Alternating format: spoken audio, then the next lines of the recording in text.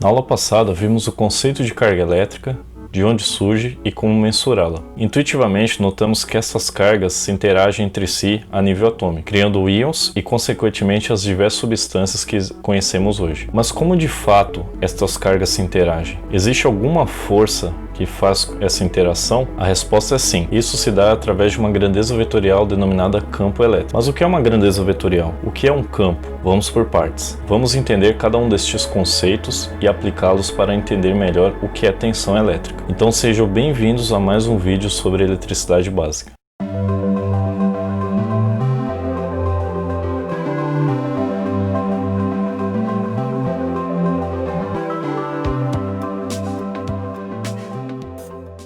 Na física existem basicamente dois tipos de grandeza, a escalar e a vetorial. A grandeza escalar é definida apenas por um único valor numérico, isto é, não precisa de mais nenhuma outra informação para defini-la. Por exemplo, um carro tem massa de 900 kg. O tempo decorrido em uma viagem foi de 2 horas. O comprimento desta avenida é de 2 km. Repare que precisamos apenas da informação de grandeza e uma unidade de medida. Já uma grandeza vetorial precisa de 3 informações: módulo, magnitude, direção e sentido. Essas informações são representadas graficamente por um vetor. Um vetor é literalmente uma seta, uma representação gráfica dessas 3 informações. Módulo ou magnitude é o tamanho deste vetor, ou seja, um valor numérico que determina quão grande ou quão pequena é a grandeza física utilizada em relação a outra. Direção determina o plano no qual esta grandeza está sendo aplicada. Vamos definir como horizontal, vertical ou inclinada. Sentido determina para que lado esta grandeza aponta, indicada pela seta. Para nosso curso, vamos definir como sentido positivo, seta apontando para fora do nosso referencial, e sentido negativo, seta apontando para dentro do nosso referencial. Repare que a notação de uma grandeza na forma vetorial tem esta pequena seta em cima da letra que representa esta grandeza. Como exemplo, temos vetor força, vetor velocidade, vetor aceleração, vetor torque e por aí vai. Em alguns casos, podemos trabalhar somente com o módulo de um vetor, ou seja, somente o valor numérico de unidade. Seria como se trabalhássemos somente com a grandeza escalar. A notação para este caso é o vetor cercado por 2 barras verticais. Novamente temos módulo do vetor força, módulo do vetor velocidade, módulo do vetor aceleração e módulo do vetor torque. Vamos a um exemplo. Imagina um veículo viajando a 100 km por hora em uma estrada reta, da cidade A para a cidade B. Portanto, este veículo possui uma velocidade v com estas características. Seu módulo ou magnitude é de 100 km por hora. Está representado na direção horizontal.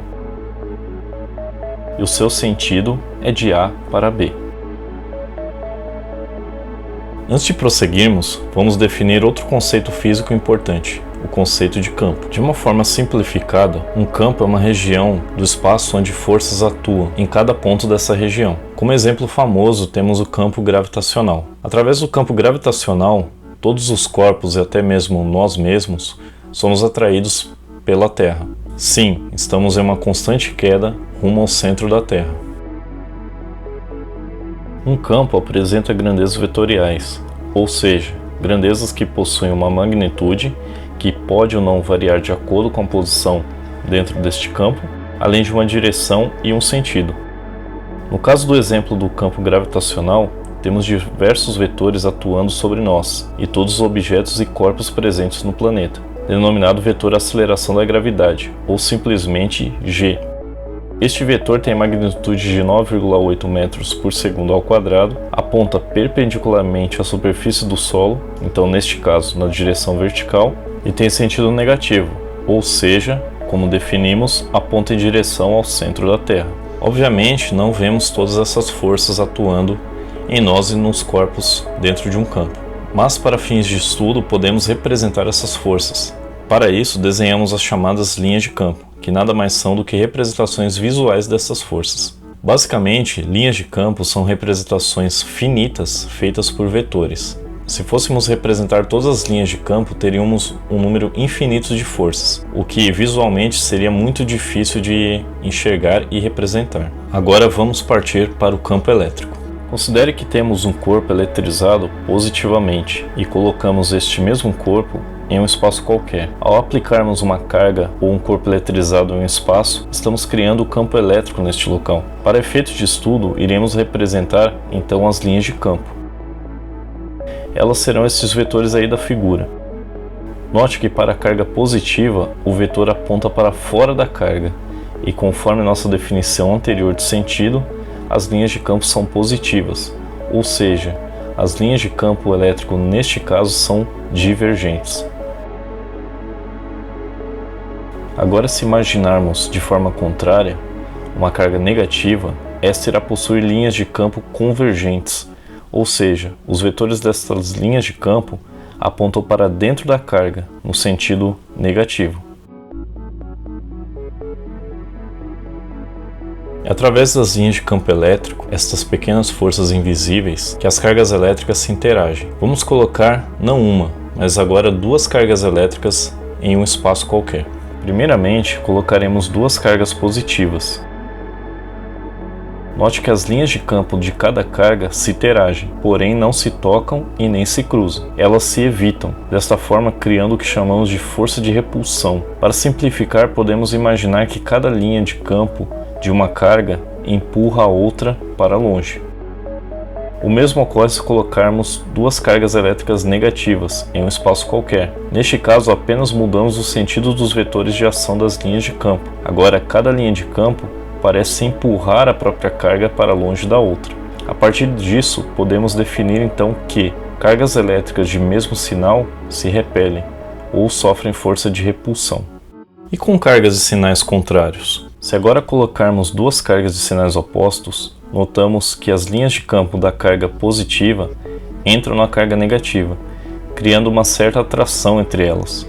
Por definição, para cargas elétricas de sinais opostos, as linhas de campo saem da carga elétrica positiva e entram na carga elétrica negativa. Podemos definir que cargas elétricas de sinais opostos se atraem ou sofrem forças de atração. Charles Coulomb foi o primeiro a demonstrar física e matematicamente estas forças de interação. Através de sua famosa lei de Coulomb, ele mostrou que a força é igual a uma constante K vezes a carga Q1 e a carga Q2 dividido pela distância entre as mesmas ao quadrado, onde F é a força resultante de atração ou repulsão entre estas duas cargas, dada em newtons, Q1 e Q2 são as cargas que exercerão essas forças, dadas em Coulomb, e D é a distância entre essas cargas ao quadrado, dada em metros. K é uma constante, também chamada de constante dielétrica, e seu valor depende de qual meio essas cargas estão sendo testadas. Para o vácuo, essa constante equivale a 9 vezes 10 elevado a nona Newton metro quadrado sobre Coulomb quadrado. Analisando a equação da lei de Coulomb, vemos que a força de atração ou repulsão entre duas cargas é diretamente proporcional ao valor das cargas em questão e inversamente proporcional ao quadrado da distância. Simplificando, quanto maior for o valor das cargas Q1 e Q2, positiva ou negativamente, maior será a força de repulsão ou atração entre as cargas. E ainda, quanto mais longe estiverem Q1 e Q2 uma da outra, menor será a força resultante, que irá diminuir ao quadrado da distância. Ou seja, se estiverem a 1 metro, a força diminui uma vez. Se estiverem a 2 metros, a força irá diminuir em 4 vezes. E por aí vai. Vamos definir mais um conceito físico importante, o conceito de potencial. Lembra que a gravidade atua através de um campo, o campo gravitacional? Pois bem, sabemos que ela atua puxando tudo para o centro da Terra. A partir disso, vamos a um pequeno exercício mental. Você, por algum motivo, precisa rolar uma rocha de 30 kg por um morro acima, para poder depois jogá-la em um barranco. À medida que você sobe, você sente mais dificuldade, pois está fazendo uma força contrária, representada em verde, à da gravidade, representada em vermelho, que empurra essa pedra para baixo a todo momento.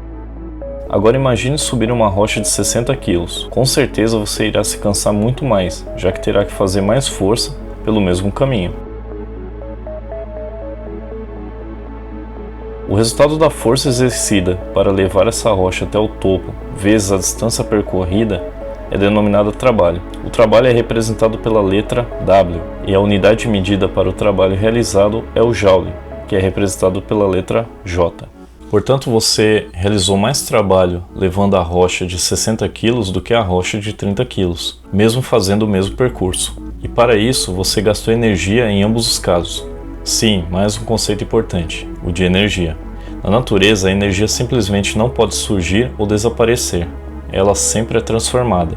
Neste caso, quando você estava movendo a rocha e arrastando ela morro acima, todo este trabalho gerou energia cinética. Esse tipo de energia está relacionada a corpos em movimento.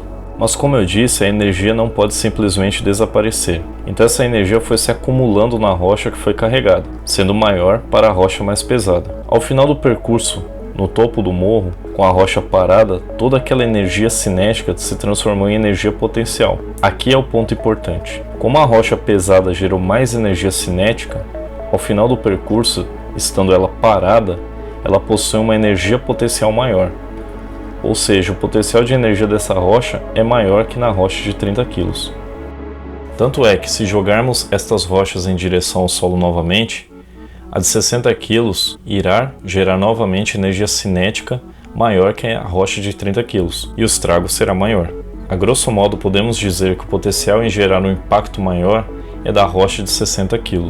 O mesmo ocorre quando temos cargas elétricas ou corpos eletrizados. Fazendo a mesma analogia para uma carga elétrica, para movermos cargas elétricas ou mesmo acumular cargas elétricas em um ponto ou região, gera-se um certo trabalho, pois estaremos movimentando uma carga contra outras forças elétricas de outras cargas atuando nesta região do espaço.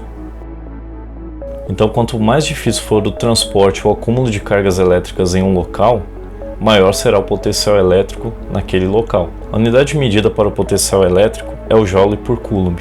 Ou seja, para cada carga de 1 coulomb, eu preciso de uma energia de 1 joule para movê-la. Considere agora dois pontos do espaço, em que transportamos uma carga positiva e outra negativa. Como as duas cargas tendem a se atrair, de certa forma, houve um trabalho para manter cada carga em seu local atual. Então, como vimos, cada carga tem um potencial elétrico diferente. Neste exemplo, vamos atribuir valores de potencial elétrico para cada uma delas. A carga Q1 possui um potencial elétrico de 10 joules por coulomb e a carga Q2 possui menos 5 joules por coulomb. Se quisermos saber qual a diferença de potencial entre as duas, devemos realizar a soma algébrica entre esses valores. Portanto, neste caso, notamos que a diferença de potencial é de 5 joules por coulomb. Sim, acabamos de definir mais um conceito, o de tensão elétrica. A diferença de potencial, DDP ou tensão elétrica, é definida como a soma algébrica da diferença de potencial entre dois pontos. A diferença de potencial também é chamada de tensão elétrica. É representada pelas letras U ou E em cursos de física, e para nós aqui da eletricidade iremos usar a letra V. A unidade de medida é o volt, em homenagem ao cientista Alessandro Volta. A letra que representa essa unidade é a letra V maiúscula. Então, para o nosso caso, podemos dizer que a tensão elétrica entre as cargas Q1 e Q2 é de 5 volts. A tensão elétrica pode ser positiva, como neste caso, negativa ou mesmo zero, caso estejamos medindo essa diferença no mesmo ponto. Portanto, não temos efetivamente uma diferença entre dois pontos. Bom, então por hora é isso. Na próxima aula, iremos abordar um novo conceito, a eletrodinâmica. E dando continuidade, iremos ver o conceito de corrente elétrica e estudar também um pouco sobre condutores isolantes. Então até a próxima aula. Se gostou, deixa um like para fortalecer o canal e se inscreva para acompanhar os próximos vídeos. Até mais!